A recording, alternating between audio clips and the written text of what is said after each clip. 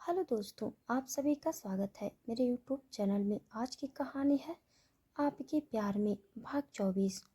Chauhan mention. Parking area में स्वर की गाड़ी आकर रुकी और स्वर धड़कन को अपने हाथ में लिए गाड़ी से बाहर निकला। वहीं अनामिका भी तुरंत गाड़ी से बाहर आ गई थी। वो स्वर की तरफ आई और बोली, धड़कन मुझे दे दीजिए मिस्टर चौहान, मैं उसे संभाल लेती हूँ। स्वर ने बिना उसकी तरफ देखते हुए बोला, जाओ और जाकर धड़कन के लिए उसका फूड रेडी करो। अब तक उसे भूख लग गई होगी। मैं धड़कन को लेकर अंदर आता हूँ। अनामिका हैरानी से उसकी तरफ देखने लगी। वो एक बार फिर से बोली, लेकिन आप इस वक्त काफ़ी ज़्यादा परेशान होगे ना। आपके हाथ पर भी चोट लगी है। आपका हाथ चल गया था ना, तो आपको मेडिकल ट्रीटमेंट की ज़रूरत होगी। आप धड़कन मुझे दे दीजिए। धड़कन को खाना तो बाद में भी खिलाया जा सकता है, पहले आपको मेडिकल ट्रीटमेंट। उसकी बात पूरी होती उससे पहले ईश्वर ने अब गुस्से भरी नजरों से देखा और बोला, तुमसे जितना कहा है तुम बस उतना करो। उसका गुस्सा देखकर अनामिका तुरंत वहां से अंदर की तरफ चली गई। उसे तो समझ नहीं आ रहा था कि आखिर स्वर उस पर इतना गुस्सा क्यों कर रहा है, जबकि उसे गुस्सा तो सरगम पर करना चाहिए, जिसकी वजह से धड़कन आज चिंता चलने वाली थी। हालांकि ये सब कुछ किया धरा तो अनामिका का था, लेकिन इसका ब्लेम तो सरगम पर ही आया था। उसके अंदर जाने के बाद अब स्वर ने बैक सीट का दरवाज़ा खोला और सरगम की तरफ देखते हुए बोला, बाहर आओ। सरगम ने नजरें उठाकर उसकी तरफ देखा। उसकी आंखों में लबालब आंसू थे। उसे तो पता ही नहीं चला कब घर आ गया। वो अपनी ही सोचों में खोई हुई थी और इस वक्त उसे हद से ज़्यादा डर लग रहा था। ये सोच कर कि अगर आज धड़कन को कुछ हो जाता तो उसका क्या होता। एक धड़कन ही तो उसके जीने की वजह थी। वो गाड़ी से बाहर निकली और उसकी नज़र धड़कन पर गई, लेकिन उसकी हिम्मत नहीं हुई स्वर से धड़कन को मांगने की। वो भला किस मुंह से धड़कन को मांगती, जब उसकी वजह से आज धड़कन की जान जाने वाली थी। स्वर ने उसका हाथ पकड़ा और अगले ही पल उसे अंदर की तरफ लेकर बढ़ गया। सरगम चुपचाप उसके साथ चलने लगी। कृपा जी और अंबिका हॉल में ही मौजूद थे और जब उन्होंने यूं स्वर और सरगम को स्वर के रूम की तरफ जाते हुए देखा तो उनके चेहरे पर मुस्कुराहट तैर गई। उन्हें नहीं पता था कि मॉल में क्या हुआ और क्या नहीं। उन्हें तो लग रहा था कि दो हंसों का जोड़ा शायद रोमांटिक मूड में रूम में जा रहा है, इसलिए उन्होंने उन्हें बिल्कुल भी डिस्टर्ब नहीं किया। वहीं स्वर सरगम को लेकर अपने रूम में आया और अगले ही पल उसने पहले रिमोट से दरवाज़ा बंद किया और फिर धड़कन को बिस्तर पर लिटा दिया। सरगम ने अपना चेहरा झुकाया हुआ था। वो अब चेहरा झुकाए हुए बोली, मुझे माफ़ कर दीजिए चौहान साहब, मुझे नहीं पता था वो आग कैसे लग गई, पर मेरा यकीन कीजिए वो। उसकी बात पूरी होती उससे पहले ही स्वर कैबिनेट की तरफ बढ़ गया। सरगम एक पल के लिए चुप हो गई और फिर दोबारा बोली, अब मुझे समझ में आ गया है कि मैं शायद धड़कन की केयर कर ही नहीं सकती। शायद उसकी रिस्पॉन्सिबिलिटी अच्छे से नहीं निभा। अभी वो बोल ही रही थी कि अचानक से उसे कपड़े फटने की आवाज़ आई और वो कपड़े किसी और के नहीं, उसके खुद के ही फटे थे। स्वर ने अपनी जो जैकेट उसे दी थी वो उसके कंधे से उतार दी थी और फिर पीछे से उसके कपड़ों को भी फाड़ दिया था। जैसे ही उसने सरगम के कपड़ों को फाड़ा, वो कुर्ती उसकी बाजू से सरकते हुए सीधा नीचे जमीन पर गिर गई और अब सरगम अपर बॉडी पर सिर्फ उसके इनर वियर थे। सरगम की आंखें बड़ी हो गई। हालांकि उसके कपड़े चेंजिंग रूम में जबरदस्ती जाते हुए ही काफ़ी हद तक फट गए थे, लेकिन पेट से कम वो कपड़े आगे से तो उसका बदन ढक रहे थे, लेकिन अब तो वो फटे हुए कपड़े भी नीचे जमीन पर थे। उसने तुरंत अपने हाथों को अपने बदन पर रख लिया। उसकी सांसें जैसे हलक में अटक गई थी। सर उसके पीछे खड़ा था और उसके पीठ को देख रहा था, जहाँ पर गहरे जख्म नजर आ रहे थे। खरों साफ थी और उन पर खून की बूंदें उभर रही थी। उसे देखते हुए स्वर का दिल भी एक पल के लिए धक सा रह गया। अगले ही पल उसने कैबिनेट से लाया हुआ मेडिकल बॉक्स खोला और फिर कॉटन में डिटॉल वगैरह लेकर उसकी वो जख्म साफ करने लगा। सरगम की आंखों से आंसू बह निकले। उसने अपनी आंखों को कसकर दबा लिया था और अपने होठ को अंदर की तरफ दबा लिया था। उसे लगा स्वर उस पर बहुत ज्यादा गुस्सा करेगा, लेकिन यहाँ तो स्वर उसके जख्मों पर मरहम लगा रहा था। स्वर ने उसके पूरे जख्म साफ करने के बाद उस पर अच्छे से दवा लगानी शुरू की और वो दवा अपनी उंगली से लगा रहा था। वो उसकी उंगली सरगम की पीठ पर लगातार चल रही थी। सरगम ने अपनी मुट्ठियों को कसकर जकड़ लिया था। उसकी पीठ पर अच्छे से दवा लगाने के बाद अब स्वर ने अपनी जैकेट को वापस नीचे से उठाया और फिर सरगम के कंधों पर रख दिया।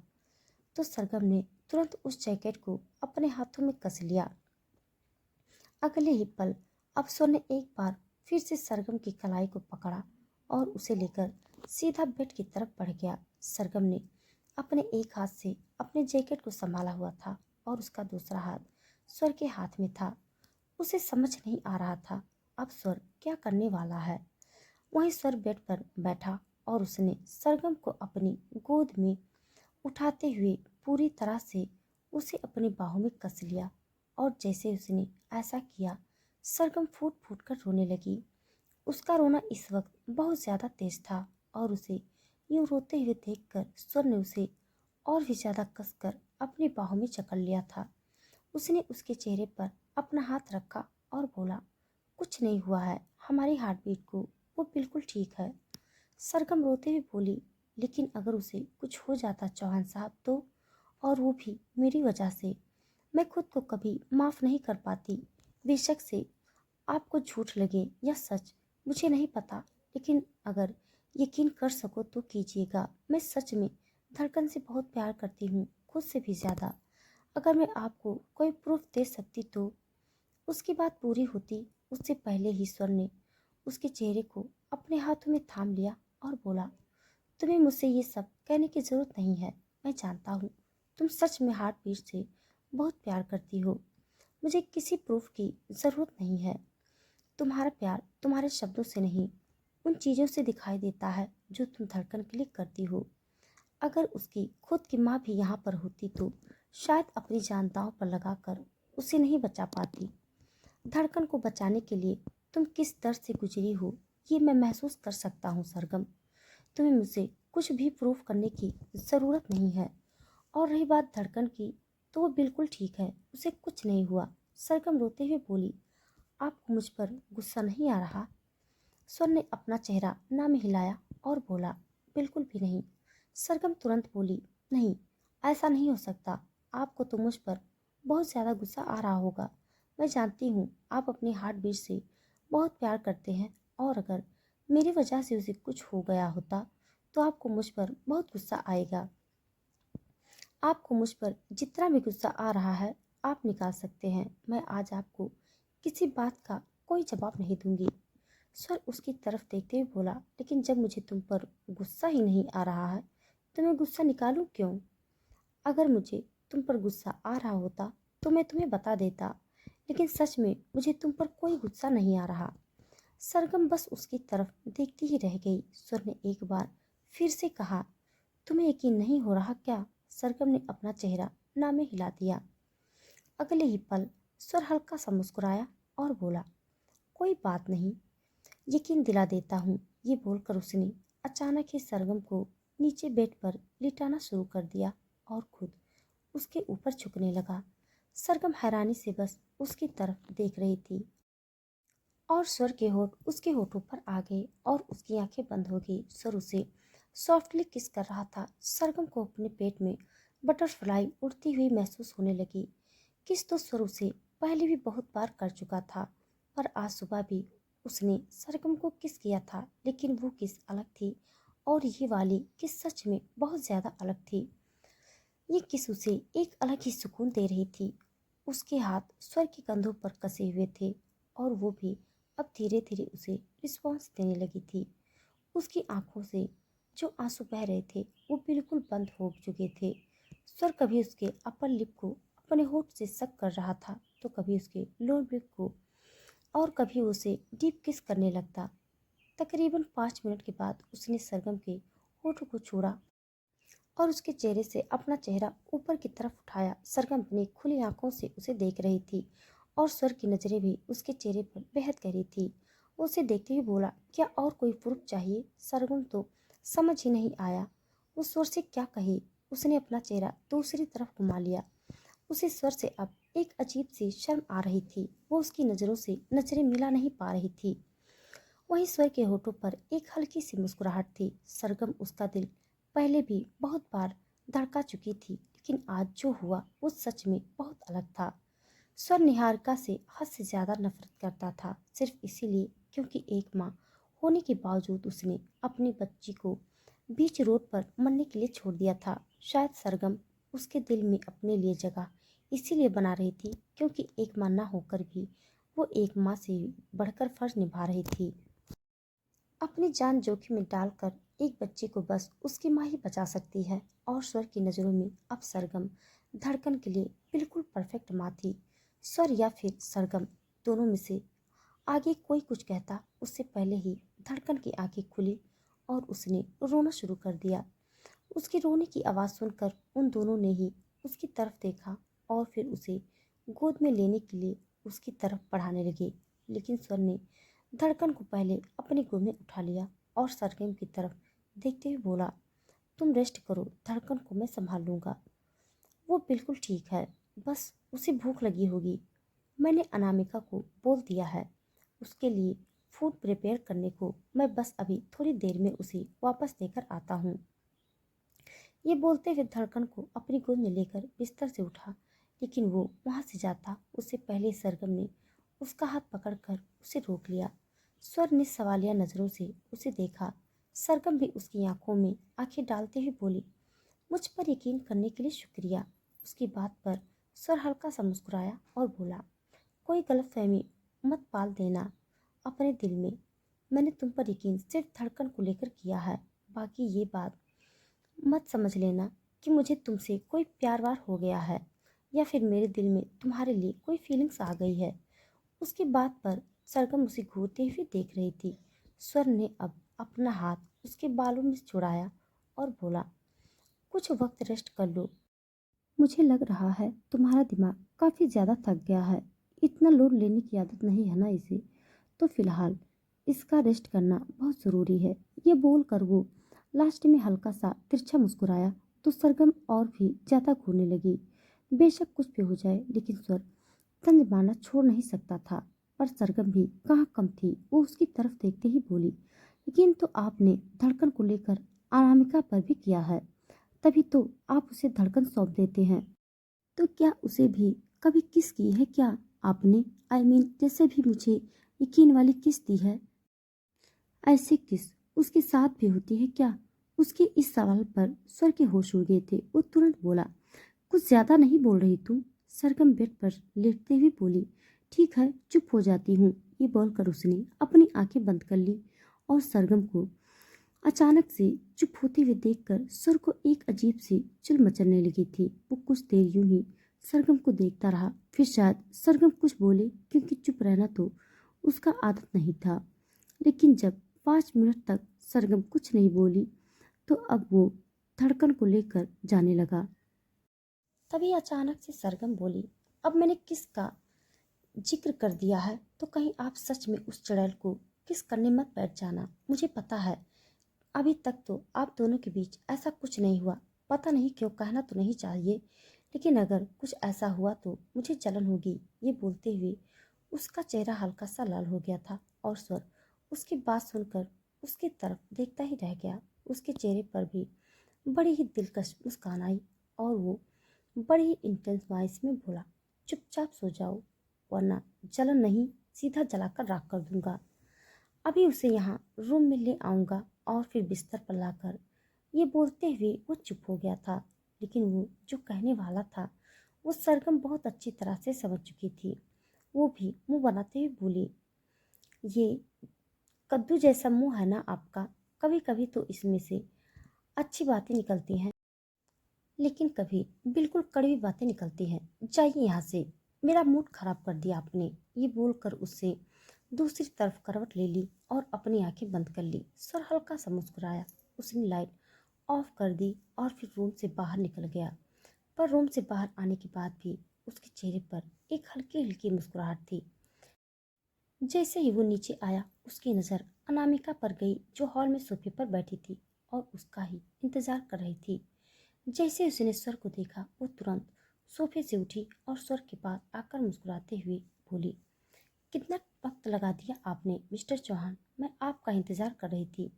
स्वर तुरंत बोला, तो कोई एहसान किया क्या? तुम काम करती हो मेरे लिए तो मेरा इंतजार करना भी उसी काम में इन्वॉल्व होता है। अब अगर तुम्हें इंतजार करने में प्रॉब्लम है तो तुम यहाँ क्या कर रही हो? अब तक यहाँ से गई क्यों नहीं? उसकी बात सुनकर अनामिका का चेहरा उतर गया। धीमे से बोली, क्या बात मिस्टर चौहान, आप किसी बात को लेकर गुस्से में हैं क्या? मैंने कोई गलती कर दी है क्या? जहाँ तक मुझे पता है मैंने तो ऐसा कुछ नहीं किया। आपको तो बल्कि उस मिस सरगम से नाराज होना चाहिए था। उसकी वजह से आज अगर हमारी धड़कन को कुछ हो जाता तो उसकी बात पूरी होती उससे पहले ही सर बोला, पहले बात तो धड़कन मेरी है, हमारी नहीं। और दूसरी बात, मिस सरगम की वजह से क्या होना चाहिए था और क्या नहीं, ये छोड़ो।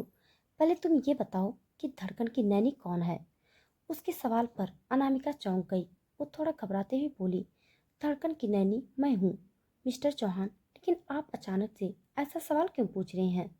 सर अब थोड़े तीखे अंदाज में बोला, तो फिर धड़कन का ख्याल किसे रखना चाहिए था? उसकी जिम्मेदारी किसे लेनी चाहिए थी? वो कहाँ है? हॉल में है? ये सब किसे पता होना चाहिए था? अगर वो किसी प्रॉब्लम में है तो उसे बचाना किसे चाहिए था? इतना तो जानती हो ना तुम कि सरगम धड़कन की माँ नहीं है, तो उसकी तो धड़कन के लिए कोई जिम्मेदारी बनती ही नहीं। माँ तो उसकी तुम भी नहीं हो और कभी तो हो भी नहीं सकती। लेकिन उसकी नैनी जरूर हो, लेकिन फिर भी तुम्हारा ध्यान ना धड़कन पर था और ना ही तुमने उसे बचाने के लिए कोई कोशिश की। मुझसे पैसे क्या तुम सिर्फ मेरा इंतजार करने के लिए लेती हो क्या? उसकी बात पर अनामिका बिल्कुल दंग रह गई। उसने अपना चेहरा झुका लिया था। सर हल्का सा मुस्कुराया और बोला, मेरी बातों का बुरा मत मानना, गुस्से में मैं यूं ही बात करता हूँ। एक्चुअली क्या है ना, मुझे ढोंग करने की आदत नहीं है, जो हूँ जैसा हूँ सामने से हूँ। खैर ये सब बातें छोड़ो, ये लो धड़कन और इसे खाना खिलाओ, मुझे एक इम्पोर्टेंट काम करना है। मैं भी 2 मिनट में आया। ये बोलते हुए उसने धड़कन को अनामिका की तरफ बढ़ा दिया। अनामिका ने तुरंत उसे अपनी गोद में लिया और फिर उसे लेकर सोफे पर बैठ गई। सर वहां से चला गया तो अनामिका ने एक सर्वेंट से धड़कन का फूड लाने के लिए कहा, जो उसने पहले से ही रेडी कर रखा था। सर्वेंट ने कुछ देर में अनामिका को वो फूड ला दिया और अनामिका उसे फीड कराने लगी। उसकी गहरी नजरें धड़कन पर थी। उसकी तरफ देखते हुए बोली, तुम्हारी वजह से मुझे मिस्टर चौहान से डांट सुननी पड़ी। मुझे उनकी डांट से कोई प्रॉब्लम नहीं है। अब उन्हें हासिल करने के लिए अगर उनकी डांट थोड़ी बहुत सुननी भी पड़ी तो फर्क नहीं पड़ता। लेकिन मुझे प्रॉब्लम इस बात से है कि मैं अपने मकसद के इतना करीब थी, लेकिन फिर भी मेरा मकसद पूरा नहीं हुआ। तुम उस आग में जलकर राख हो जाती, लेकिन नहीं, उस सरगम, मेरी खुशियाँ कहाँ बर्दाश्त होती है उसे। उसने मेरी खुशियों को आग लगा दी। पर मैं भी पीछे हटने वालों में से नहीं हूँ। तुम्हारा काम तो मैं तमाम करके ही रहूंगी। आज ना तो सही तो कल सही, देखना तुम्हारा अंत तो मेरे हाथों से ही होगा। ये बोलते हुए उसके चेहरे पर डेविल एक्सप्रेशन थे। वहीं दूसरी तरफ सर गार्डन एरिया में आया और फोन पर नितेश से बात करने लगा, तो नितेश को कल के लिए अरेंजमेंट करने को बोल रहा था, जिसमें धड़कन के लिए ड्रेस और बाकी सब एसेसरीज थी। आज वो शॉपिंग करने के लिए गए थे, लेकिन जो हादसा हुआ उसके बाद वो धड़कन के लिए कुछ शॉपिंग तो कर ही नहीं पाए। अब उसके पास इतना वक्त भी नहीं था कि वो दोबारा मॉल वगैरह जा सके, इसलिए वो नितेश को ये सारी रिस्पॉन्सिबिलिटी दे रहा था। सर के ऑर्डर सुनकर नितेश मुस्कुराते हुए बोला, जी सर, मैं आज रात तक ही सारे अरेंजमेंट कर दूंगा। आपने जो चीज़ मुझे कही है वो सब मैं अवेलेबल करवा दूंगा। ये बोलकर वो डिस्कनेक्ट करने लगा, लेकिन तभी अचानक से सर बोला, एक चीज़ और करनी है तुम्हें। नितेश हैरानी से पूछा, क्या सर, बताइए। सर कुछ सोचते हुए बोला, मेहरोत्रा डिजाइनर है ना, उनके पास जाओ। मुझे सरगम के लिए एक गाउन चाहिए, वहाँ जाकर उनसे मेरी बात करवा देना। बाकी की डिटेल्स मैं उस वक्त बता दूंगा। और इसके अलावा एक दो चीज़ें और हैं, वो भी तुम्हें टेक्स्ट कर दूंगा। लेकिन हर एक चीज़ का खास ख्याल रखना, सब कुछ बिल्कुल परफेक्ट होना चाहिए। नितेश मुस्कुराते हुए बोला, डोंट वरी सर, किसी भी तरह की कोई कमी नहीं रहेगी। सर चिढ़ते हुए बोला, और ये मुझसे मुस्कुरा कर बातें करना बंद करो। बेशक फ़ोन पर हो, लेकिन मुझे तुम्हारे चेहरे पर स्माइल इमेजिन हो रही है। एक वो है जो बिना बात के दांत निकालते रहती है, और एक तुम भी उसकी तरह ही काम में लगे हुए हो, स्टूपिड कहीं के। ये बोलकर उसने कॉल डिस्कनेक्ट कर दिया और सामने से नितेश अब और भी ज्यादा हंसने लगा। वो मुस्कुराते हुए बोला, तो आखिर आपको दोबारा प्यार हो ही गया सर, थैंक गॉड।